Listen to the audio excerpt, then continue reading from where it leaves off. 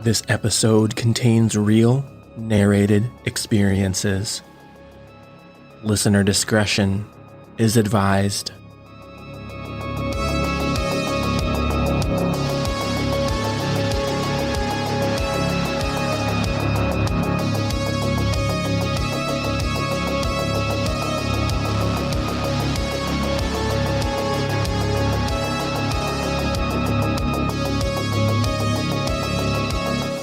Good evening and welcome back.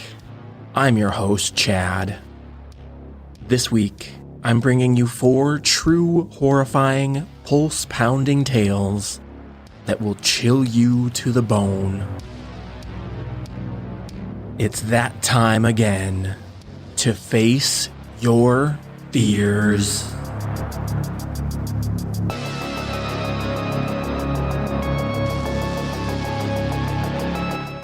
Where nightmares become reality. So brace yourself. This is Disturbed.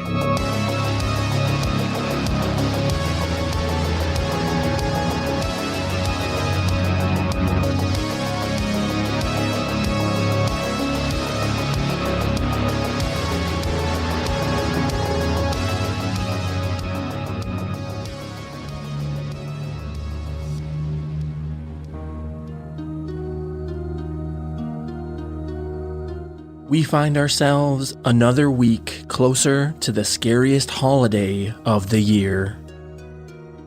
And we're cooking up something for the week of Halloween that I think you're really going to enjoy.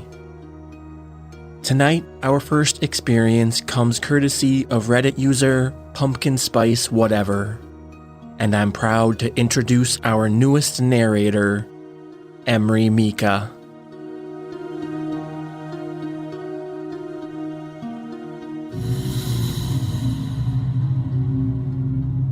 One summer long ago, I worked for a house painting company made of many small franchises preying on college students for underpaid and overworked employees.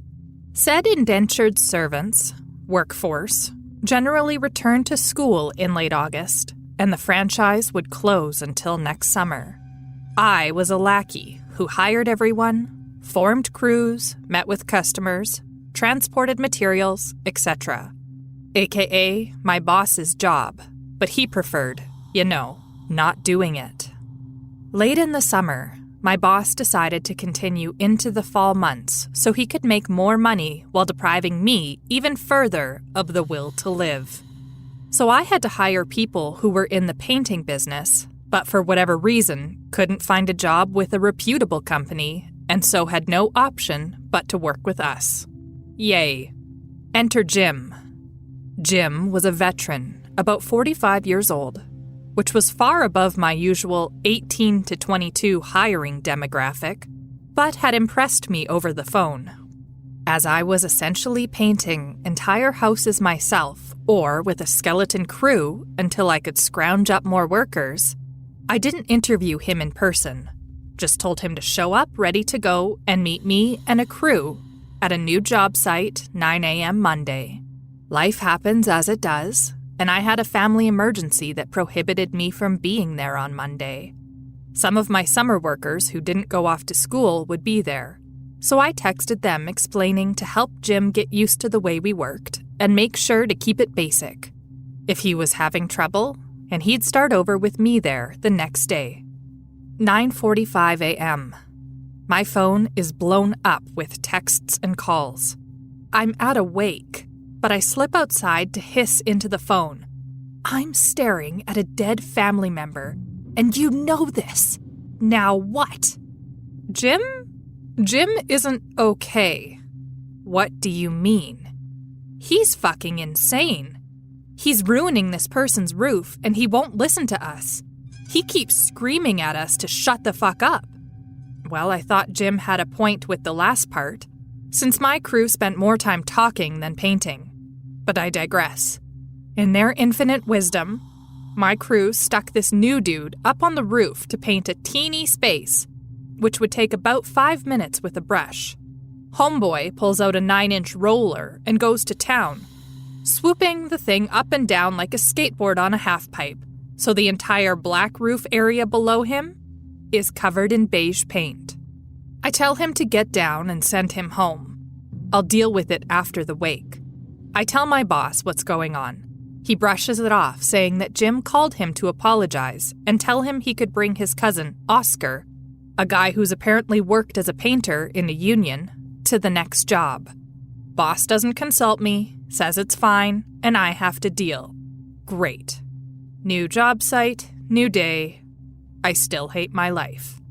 Oscar isn't in a union, but he did work as a painter for over a decade, until he was put in jail for armed robbery, a jail stint that he was fresh out of as of a week ago. To Oscar's credit, he was very polite, respectful, and deferent. Yes, bow before me. I had asked to speak with him alone before I let him set foot on my job site, and he was completely upfront about his jail time and what led to it, answering any questions I had. I was convinced, and he did an excellent job. My boss stopped by for the first time in forever and was also impressed by Oscar. So impressed that he decided Oscar and Jim would take on a job by themselves. A job that was mostly trim work for a family of Mom, Pop, and 3 daughters, 15, 11, and 7. He also decided that he would take care of all of the customer interaction, with the exception of me dropping off the extra tall ladder halfway through to reach one ridiculously small but very high piece. Sure, fine. Halfway through the job, 2 days in, I show up like a good peon, massive ladder in tow. Jim is listening to music, and I see Oscar furtively look at him, then wave to me to keep driving and park around the corner. I love me some drama, don't care about anything anymore, so I do. Oscar sprints to my car and tells me that Jim has been making the owners and their daughters very uncomfortable, and my boss had been ignoring their calls. Oscar had told them privately to wait until the day I came, and he would make sure I talked to them. I thanked Oscar, told him I would deal with it right then, and requested he hang around and proceed as if everything is fine, in case I needed his assistance in any capacity. I pulled into the driveway, nodded at Jim, and knocked on the door.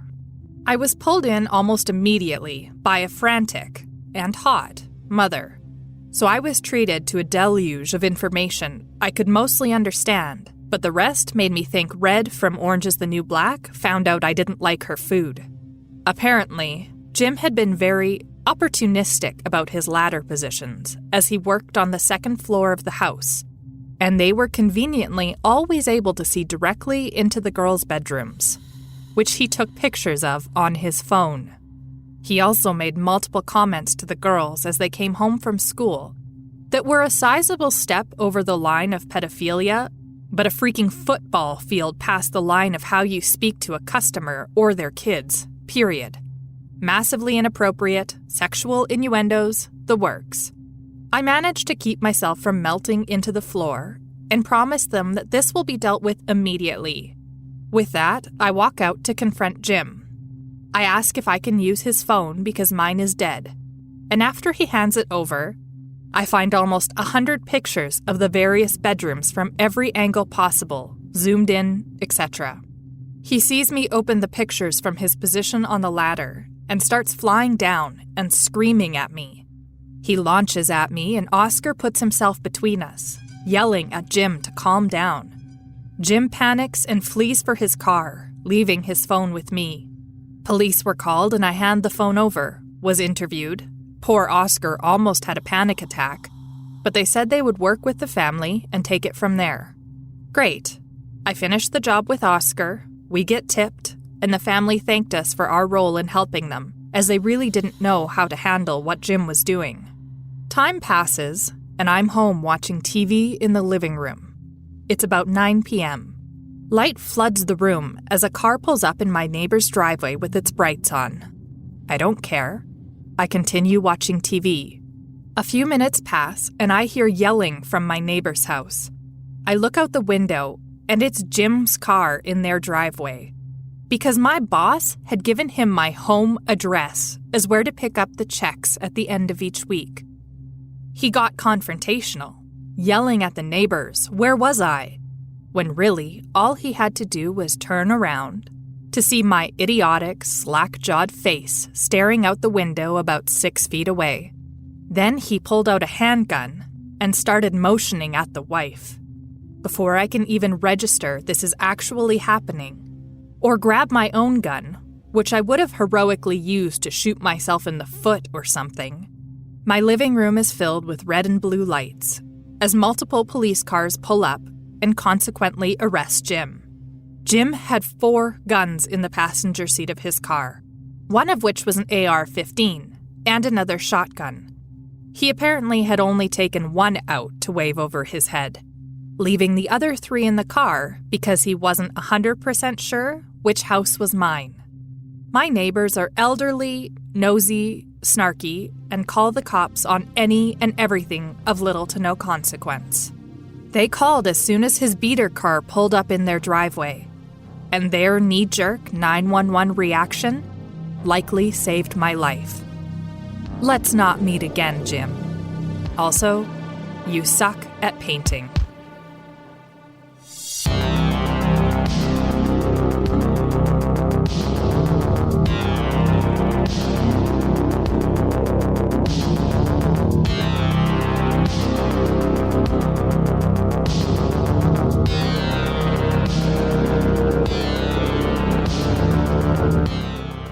Now, our next experience teaches us that no matter where you are, there might be someone watching.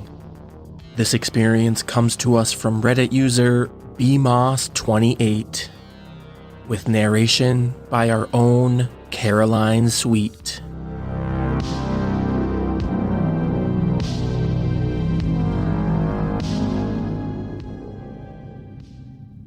This was back in the 90s, when our only option was a landline phone and dial-up internet. I was around 8, 9 years old when my mom started leaving me at home with my oldest brother while she went to work. My brother was much older, around 17 at the time. As most teenage boys, his favorite thing to do was sleep really late during the day and stay up all night playing games. PlayStation 1. Don't come for me. I'm getting old. I remember being bored playing with my Barbies in the living room of the house with the blinds wide open to let some light in and save on electricity. I would sit there for hours and play. When Mom was gone, she always told us to answer the phone when it rang in case she was calling to check in on us and make sure we were okay. I remember one day specifically. I answered the phone and just heard loud breathing on the other end of the phone. I kept saying, "Hello?" but no one would reply. So eventually, I would hang up. This went on daily for about 2 months, and it was always in the morning time when my brother was asleep. Being a naive 8, 9-year-old girl, I didn't think anything of it, and eventually the calls stopped. A few months go by, and I'm sitting in the living room floor again when the phone rings. I hear the same breathing again and say, "Hello? Who is this?"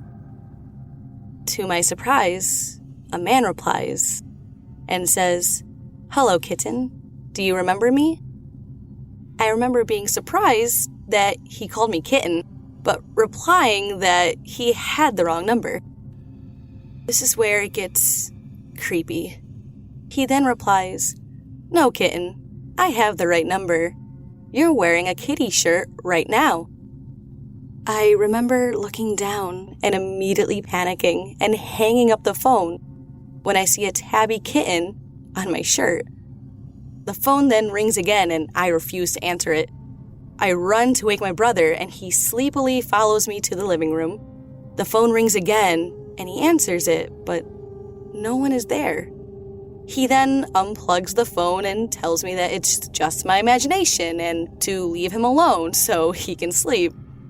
Being scared, I decided to close the windows and sit on the couch until my mom got home that afternoon. That night, I told my mom what happened, but my brother told her I was making it up and that he didn't see or hear anything. I think my mom believed me, but she just told me to hang up the phone if it wasn't her and to never open the door for a stranger. I agreed and told her I wouldn't. That next day, my mom was off work and she took me to the store with her. We were walking around when I noticed a man in a long trench coat. I thought the coat was weird, but didn't really think anything else of it. We then ran into one of my mom's friends, who has a daughter my age. My mom and her friend were chatting away, and me and my friend were standing a few feet from them, messing with some birthday cards. We went around to the other side of the cards to look, out of sight from our moms. Suddenly, the man with the trench coat is right near us, looking at cards too. He then picks up a card and turns to me and my friend and says hello. Being polite, we respond, hello. He then starts picking up cards saying he's getting his daughter something and asks what we like. My friend points to a random card and he smiles and says that it's nice. He then picks up another card and shows it to us. The card has kittens all over it, and he looks directly at me and says, "I'm sure you like kittens, don't you?" I didn't really know how to respond and remember feeling extremely nervous. He smiled when he saw me getting nervous and says, "Kittens and Barbies." This kicked my fight or flight into action at the young age of 8, 9. I nervously laughed and said we had to go back to our moms now. The man then reaches out and grabs my arm. My friend takes off running around the corner to get my mom. The man tries to pull me to the front of the store, but I kick him as hard as I can and go flying out of his grip. He then gets up and runs out the door about the same time my mom makes it over to me. The police are called and a report is filed. To my knowledge, they never found the man, but my mom was extremely paranoid after that, after hearing the link between the phone calls and the incident, and she found a new house in the city right over from us not even a month later. Thankfully, that was the last time I heard from him. So all I can really say is, Kitten Man, let's not meet again.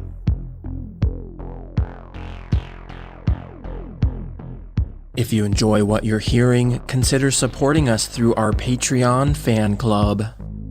Members enjoy perks like shoutouts, 24-hour early access to new episodes, merch store discounts, ad-free listening, and bonus episodes of Disturbing Calls. Find out more at patreon.com/disturbedpodcast or find the link at the top of the show notes.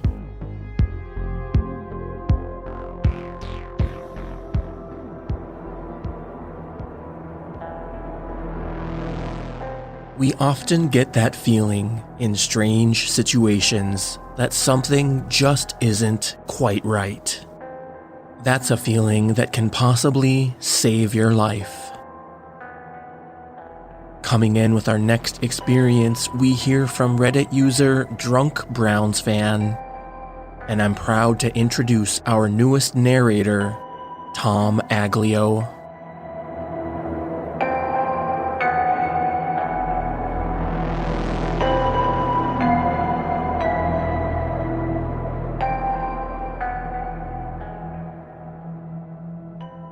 I'm a longtime lurker/reader to this subreddit, but I actually have a story I think belongs here.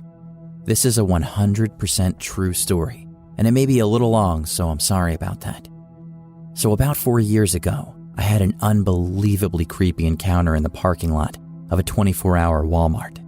So at the time, I'm a 20-year-old male going to school and working at a restaurant in my town. One of my best friends and I collect Hot Wheels. 24-hour Walmarts are gold mines for collectible Hot Wheels. At night, they have all the boxes for inventory they need to unload just out in the open. So my buddy and I would go down there, open the boxes for them, and put them on the shelves, which allowed us to sort through the boxes first, and we could find the rare cars. It was a win-win for the workers and for us, and we did it often, to the point when we knew the days they got their shipments. One day, him and I head down to Walmart on our usual trip. We get there, go through everything, and there wasn't much that day.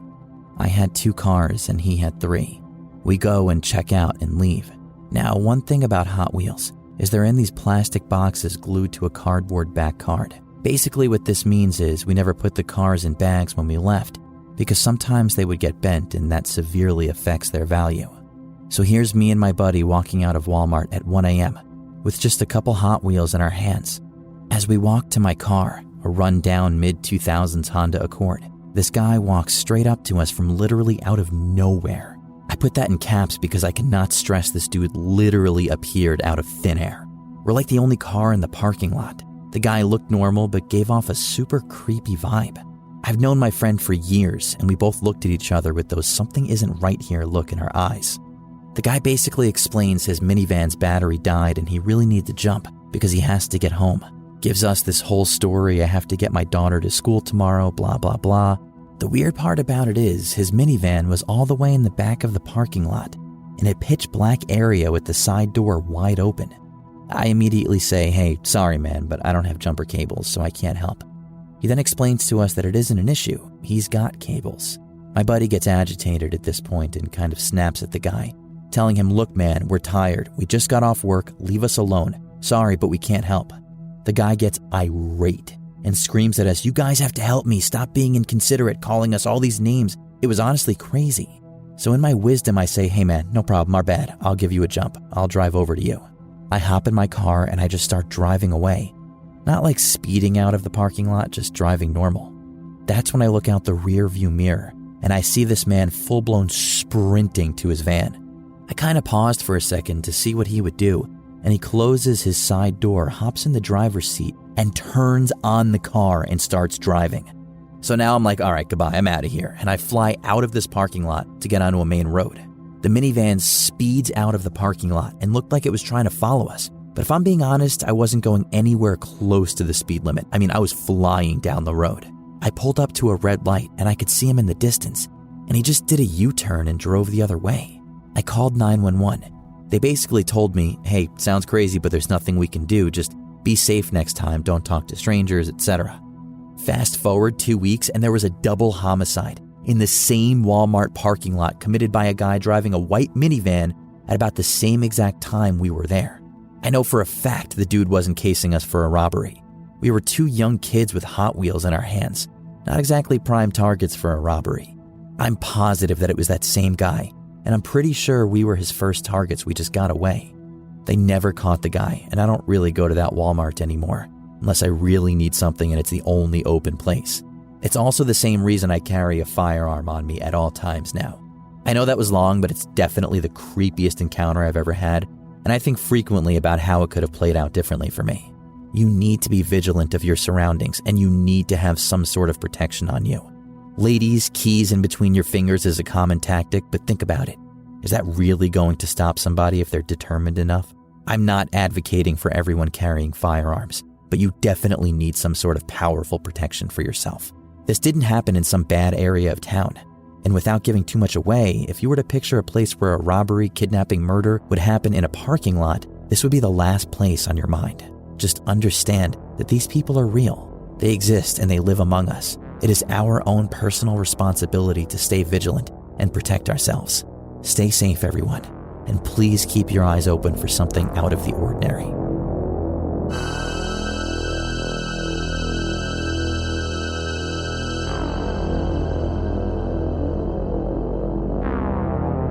And here we are, nearing the end of this week's episode. But we're not done yet. Stick around after this brief sponsor break to hear our final terrifying tale of the evening. This episode of Disturbed was made possible by BetterHelp.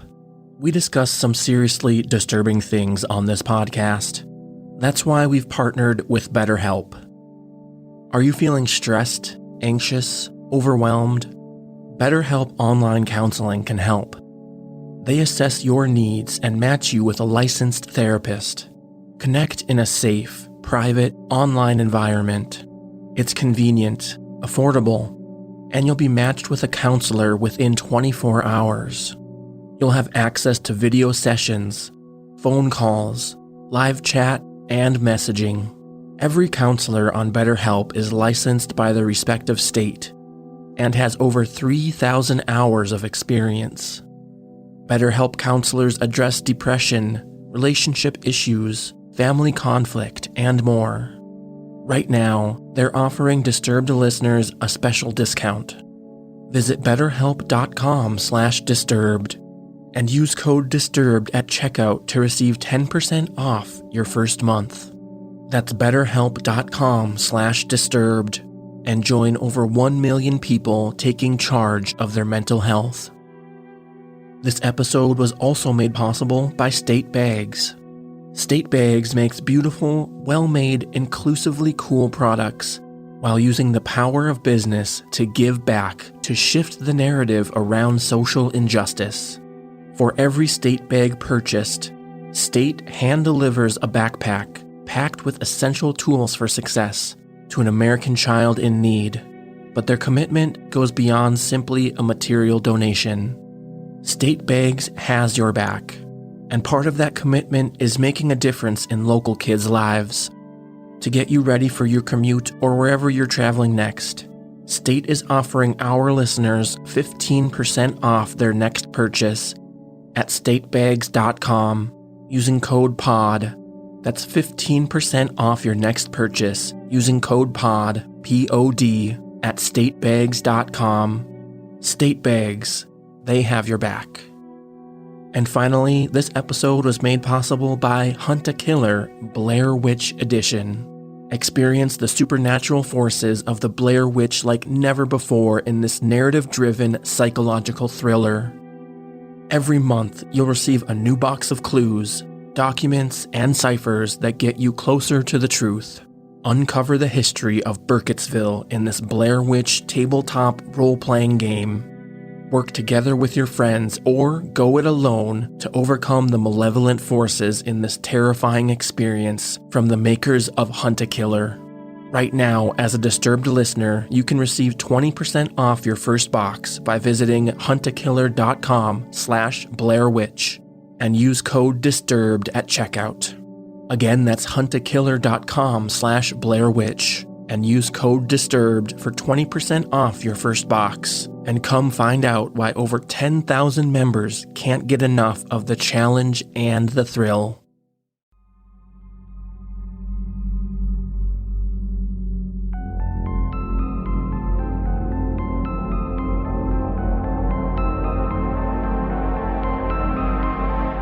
And with that, we've reached our final experience of the evening. As most of us know, the internet can be very helpful, and sometimes it's just the right tool for a predator to set his plan in motion. This experience comes courtesy of Reddit user Miss Renee, with narration by our own Aaron Lillis. And stick around after this story for a little something special from Aaron.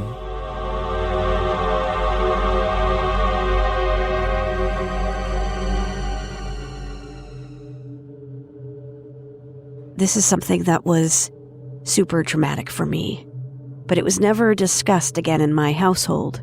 I was talking with my mom about it the other night, and she still didn't say much. Thought I would share my thoughts with you all. When I was 13, I got a Dell desktop for school. The internet was fairly new for me back in 2003. AOL and MySpace, Yahoo Messenger, AOL chat rooms, 16 female Callie, anyone? AOL chat rooms was where I went. I was a shy, overweight kid back then. Still shy to this day. But online I could be anyone. I could say anything. It was amazing. I discovered so many things when I got the internet. If I could be anyone, so could someone else. Thus, how I met one 27-year-old man. One night, I logged on. The AOL dial-up sound still makes me feel uneasy. I was sitting in my cold, dark kitchen. The computer was here so I could be monitored. It was just me and my mom, though, and she was always working, so no one ever really monitored me. Plus, she had no idea how to use a computer, so I got away with a lot. I was bored, so I hopped into an AOL chat room, lurked for a bit, then 15 female here. I was really 13, but saying I was 15 made me feel so much more mature. Private message incoming. Hey, my name is Rob. Where are you from? And that's how it started. I told him where I was from, that I was in high school, which wasn't a lie. My school was from 7th to 12th grade. You? 19, male, New York. Oh man, was it cool to be talking to an older guy. And boy, was he cute. Honestly, I don't really remember much. Maybe I blanked it out. Maybe my memory is just shot. I do remember emails back and forth, the occasional phone call. I remember finding out he was talking to another girl and I wanted to break things off, but he begged and pleaded until I caved. Then the let's meet. I was nervous. He had never asked for a pic, had never really asked for much from me, just the emails back and forth. A phone call a day. But somehow he made me feel safe, made me feel wanted, cared for. He drove from New York to West Virginia one day. My mom worked right beside my house, so he parked about a quarter mile away and took the back alley to enter my house. My friend was with me when he showed up, but was scared when she seen him and ran out the back door. I maybe should have taken a hint from that, but I just stood on the back porch with my head down, was given a hug as he led me inside. Not 5 minutes after being there, sitting on the couch, did he move things further, then further even, into my bedroom. I won't get into the details on what happened next. I assume most can guess. After that, he left, with instructions to get in his car after I got off the school bus and we will go on a date. I had no idea where he was staying. I lived extremely far in the country, an hour's drive from the closest hotel. The next day, I get ready for school, ride the bus for the 45-minute drive, and as soon as I hop off in the school parking lot, I get directly into his car. No one noticed. No one said anything. We drive around, never go on a date. He just finds different places to park so that he can use me. I notice a photo of another young girl, 15 or 16, in the visor of his car. Question him. Believe when he tells me it's his cousin. Believe when I question why his hairline is receding so much. Believe him when he tells me I can't see his driver's license because he left it in the hotel. Believed him when he said he loved me. I get dropped back off at school. Super sad that he was going back home, with promises he will call. Again, everything feels very fuzzy. I can't remember many emotions from this time. I do remember that a few days later, my mom says she found out I skipped school with a man, that I was never to see him again, and that was that. I do remember sending an email. I do remember a late-night phone call. I do remember saying, I wish I could just live with you. I remember him suggesting to come get me. I remember saying, okay. Days later, by the time he made the drive again, I was feeling iffy about leaving my mom. I loved her, after all. I didn't think things through. I didn't put much thought into anything, really. Packed a few clothes in a suitcase. Forgot all underwear. That is one of my sharpest memories. I felt bad that he drove 8 hours to get me, so I left in the middle of the night. Got in the car with him and his cousin. He got in the back seat with me. Proceeded to have sex with me while his cousin drove. Then gets back in the front seat. This happened a few times between my home and his. The drive took forever. I had nothing to drink. Was offered nothing when they got something. They stopped to nap at a rest stop, and I attempted to call my mom, which was disabled on our phone. I dug around for some change to get something to drink, but couldn't afford anything in the convenience store. So I drank out of the truck stop sink. Hours later, we park a block away from his house while he runs to get something. I am sitting in the back seat, waking up from a nap, when around 8 or so men and women in black suits surround the car, screaming for us to get our hands up. My first thought, shit, first 10 minutes in New York and I'm already being robbed. I am terrified. I get out and a man pulls me over to the curb while the other officers force his cousin onto the ground. All the while they are asking my name and age, telling me to tell his cousin my age. I am put in the back of an unmarked car. driven to the NYPD, past reporters, cameras, news trucks, snuck into the back of the station, where I see Rob in handcuffs for the first time. And for the in-love 14-year-old me, this is devastating. I am taken into a room and questioned for hours. I am then taken to the hospital, then a hotel, where a nice woman brings me Taco Bell and stays with me as I fall asleep. The next day, 2 FBI officers escort me home on a plane, where I get off and where I am greeted by police officers, my mom, and a horde of news reporters. I later found out that when my mom reported me missing, the police didn't want to do much. They didn't even take the picture of me. She had his license plate number. She remembered seeing his car parked by the road that first meeting. She took note since it was an out-of-state car. Thanks to her being vigilant, I do find that this is the only reason I am alive today. The police said they would look into it, but that wasn't enough for my mom. She contacted a family friend who, in turn, contacted the governor of West Virginia, who, in turn, made the police look further into it. After that, they ran the license number, looked into the man, found out who he was. That was when they issued an Amber Alert, noting that I was in extreme danger. My cousin told my mom that he looked at Rob's rap sheet and it was a mile long, but wouldn't tell my mother what was on it for fear of scaring her more. I never went to court. I never went to any hearings, but I did fall into a horrible depression. My friends' parents wouldn't let them hang out with me. People spray-painted slut on my locker at school. I had no friends, but most of all, I thought a man was in prison for loving me. When I learned he got sentenced to 10 years in prison, which he served every year of, I became deeply troubled. I was in and out of the mental hospital for self-harm for years, on a slew of depression medication. Psychiatrists never talked to me about anything. I had to process it all myself. My teenage years were better, though. I transferred schools, made best friends, graduated, but still in the back of my mind, I felt that I was a reason a man lost 10 years of his life, until I was told he was let out of prison. A couple of years after he was out, I contacted him on Facebook. At the time, I was around 24 or 25. He told me that if I ever contacted him again, he would kill both me and my mother, that he still knows where I live. I had no idea what he planned to do with me. My mom still says selling me to a sex trafficker. I was told that he had other girls my age he was talking to.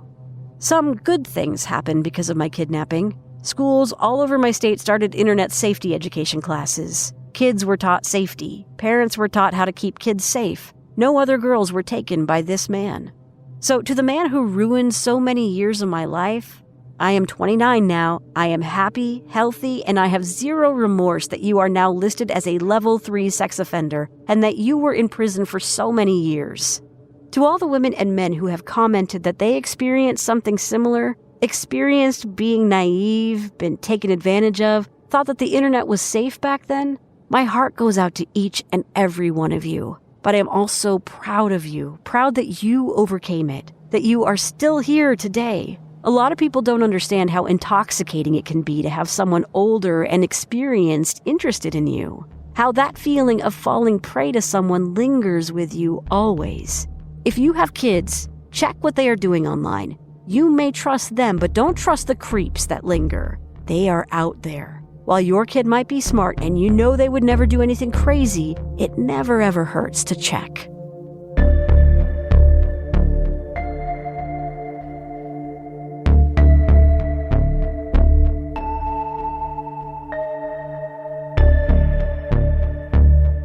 Before we go, a little change of pace. Our very own Erin Lillis, inspired by her nieces and nephews that had trick-or-treating canceled this year, decided to put together a special, kid-friendly, spooky special as a Halloween night alternative. Horror writers, voice actors, artists, and sound designers from all around the audio drama universe answered her call and volunteered their efforts as well. Look for the No Nap podcast in your favorite podcatcher. And here's a short teaser.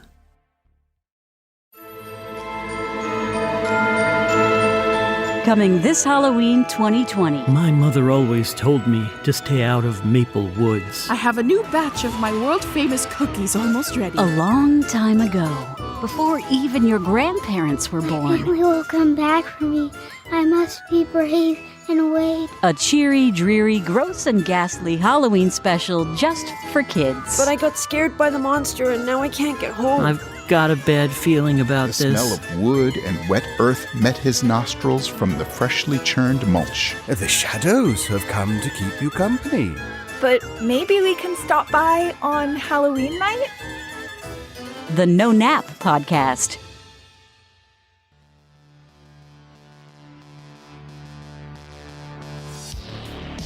This episode of Disturbed was mixed and produced by yours truly.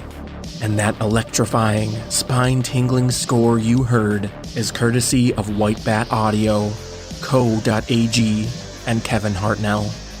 Special thanks to all the contributing narrators and submitters of these stories.